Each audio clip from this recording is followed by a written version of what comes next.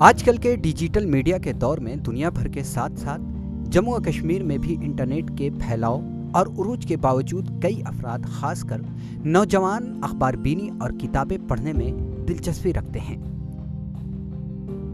میں پچھلے 40 سال سے نیوز پیپر پڑھتا رہتا ہوں، چاہے انگلش ہو یا چاہے اردو ہو یا یہاں کے لوکل نیوز پیپر ہو۔ آج کے زمانے میں نیوز پیپر کی اہمیت اتنی ہی برقرار ہے جتنی 70s یا 80s یا 90s یا 2000 میں۔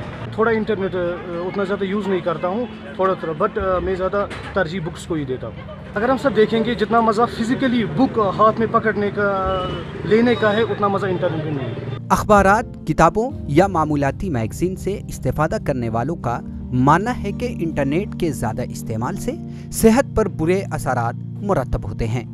آن لائن کوئی بھی چیز پڑھتے ہیں تو کیا ہوتا ہے کہ اس سے سر درد ہوتا ہے، آنکھوں میں سوجن پیدا ہوتی ہے اور بہت سے مسائل ہیں۔ اخبار فروشوں کے مطابق اخبار خریدنے والوں میں آج کل کمی دیکھی جا سکتی ہے، تاہم جو اخبار اور میگزین پڑھنے کی اہمیت کو سمجھتے ہیں وہ اخبار برابر خریدتے اور پڑھتے رہتے ہیں۔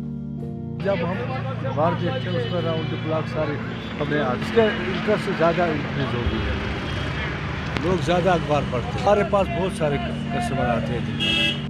ضرورت اس امر کی ہے کہ سوشل میڈیا اور انٹرنیٹ کا مناسب استعمال کیا جائے تاکہ صحت پر پڑنے والے برے اثرات سے بچا جا سکے، ساتھ ہی اخبار بینی اور کتابوں کے مطالعے کی اہمیت اور افادیت کو سمجھا جا سکے۔